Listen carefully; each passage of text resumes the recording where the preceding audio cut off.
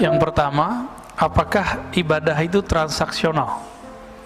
Tergantung yang menafsir. Ahli tafsir ini, dia punya alat secanggih apa di dalam kolbunya, maka penafsirannya akan bergantung dengan secanggih apa rohaninya. Kalau kolbunya kualitas karyawan, kamu kerja, kamu digaji.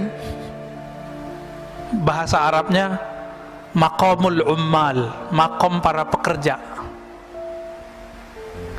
Kamu lembur, dapat tambahan. Ini makomnya siapa? Ummal.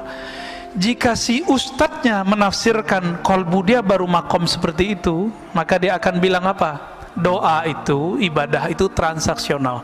Doalah kepadaku, pasti aku jawab. Itu terjemahannya. Tapi jika kolbunya bukan kolbu ummal, kolbul arif, kolbu yang kenal kepada Allah, ayat itu bukan transaksi, Pak. Itu bahasa cinta. Hanya Allah lah, kalau kita jatuh cinta kepadanya, cinta kita dibalas. Kalau mas-mas ini jatuh cinta sama akhwat, itu belum tentu dijawab sama dia. Akhwat jatuh cinta sama ikhwan, belum tentu juga balik. Makanya ada orang tepuk sebelah kaki ya, tepuk sebelah tangan, betul itu ada. Hanya Allah yang tidak. Udu'uni, wahai kekasihku, panggillah aku akan memenuhi panggilanmu. Jadi lebih asik gak? Rinduilah aku lebih dulu merinduimu. Fazkuruni azkurkum, sebut aku sebut kamu. Lebih dulu Allah nyebut kita atau kita nyebut Allah, Pak? Kalau ahli zahir bilang kita dulu yang nyebut Allah, kan ayatnya fazkuruni, sebut aku, azkurkum, aku akan sebut kamu. Bukan. Lebih dulu Allah apa kita? Allah. Maka Allah lah yang awal memanggil kita ke dalam kolbu kita, baru kolbu kita memanggilnya. Zahirnya engkau memanggil Allah, batinnya Allah memanggilmu. Makanya di situ tidak ada fa, tidak ada kata hubung, tidak ada li, karena langsung fazkuruni azkurukum, langsung sebut aku sebut engkau. Dalam sebutanmu kepadaku, aku menyebutmu. Dalam sebutanmu kepadaku, aku memanggilmu. Jadi kapan Allah memanggil kita, Pak? Kalau kita memanggil Allah. Kapan? Saat kapan Allah ingat kita? Di saat kita ingat Allah. Duluan dia. Allah kan qadim. Apa arti qadim? Huwal awwalu wal akhir. Dialah yang maha awal, tidak ada yang lebih awal darinya. Dialah yang maha akhir, tiada sesuatu kesudahan setelahnya. Jadi Bapak ini rahasia kita sebut. Kalau lagi zikir tuh Allah lagi manggil sebenarnya. Kita kalau lagi nyebut nama Allah, ya Rahman, la ilaha illallah, subhan, itu Allah lagi sebut-sebut nama kita itu. Seneng nggak disebut kita sama Allah? Nama Bapak disebut oleh Allah di langit, seneng nggak? Tapi kalau nyebutnya keputus-putus, hari ini nyebut besok enggak, ya Allah begitu juga. Bisa dibedain ya.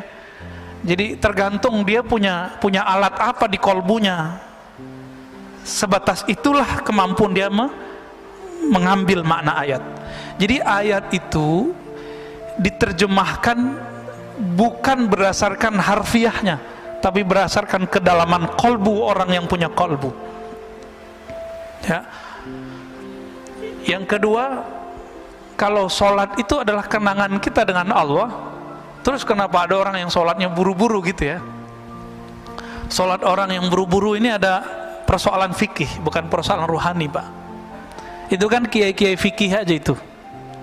Secara fikih, boleh nggak baca Quran cepet-cepet, yang penting makhorijnya nyampe, matnya nyampe, boleh nggak? Satu napas? Ada, Pak. Tanya ahli qiraat. Jadi antara riwayat hadis, di hadis itu Nabi ketika selesai satu ayat Nabi berhenti.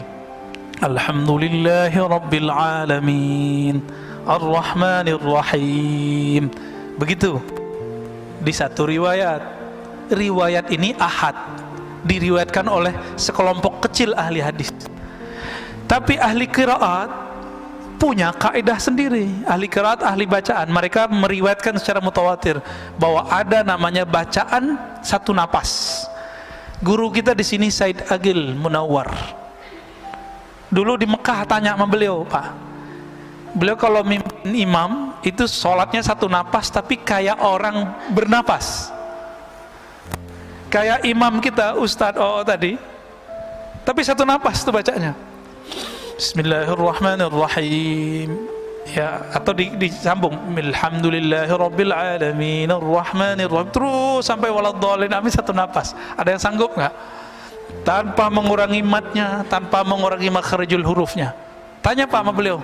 Gurunya dua waktu di Madinah, Said Muhammad Alawi Al-Maliki, itu senang dengan bacaan beliau. Ya, masyayikh di sana senang. Jadi kita cari habaib kemana, Said kemana lah. Di sini ada Said, ya, ada ulama, gurunya para guru, dokter-dokter se-Indonesia pasti berguru sama beliau. Saya waktu doktoral kan ngambil ilmu dari beliau juga. 2013 saya kuliah dengan beliau, Pak. Jadi waktu dulu buat reuni, apa kata beliau, murid saya semua ini.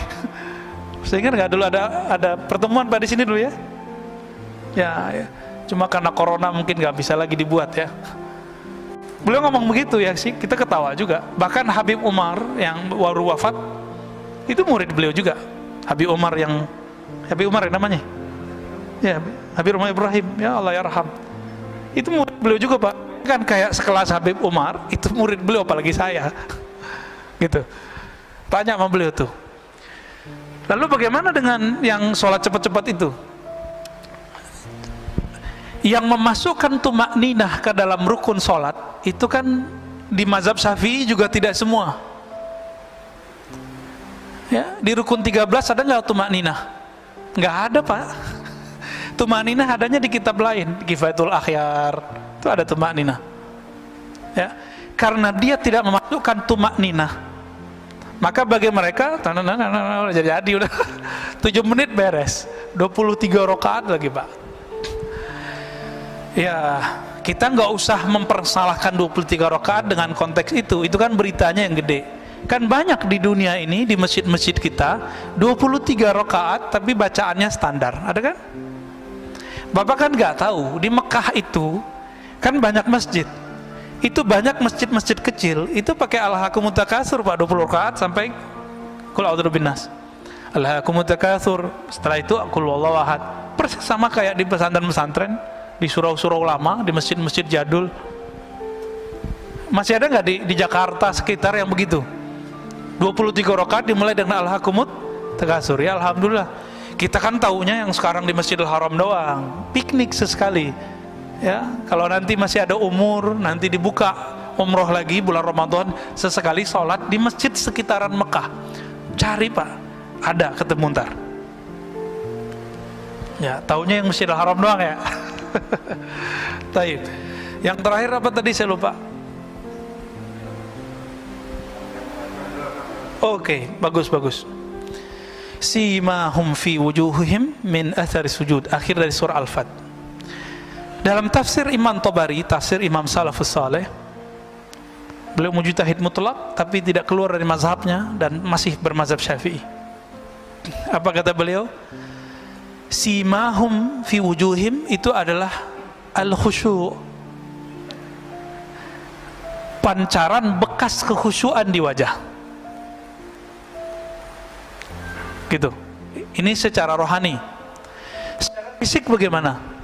Ya mungkin sebagian ada yang jidatnya hitam, ya nggak apa-apa.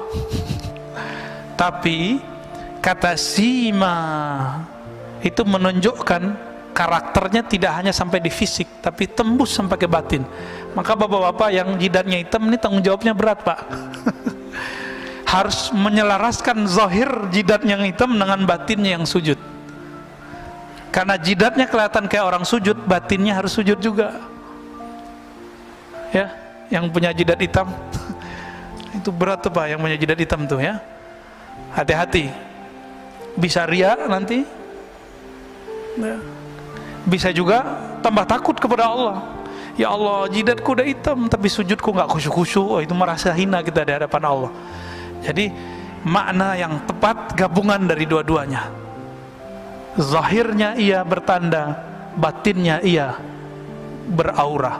Itulah aura orang-orang yang tadarru', aura orang yang khusyuk. Cukup ya? Ada lagi? Oke, baik. Fadal.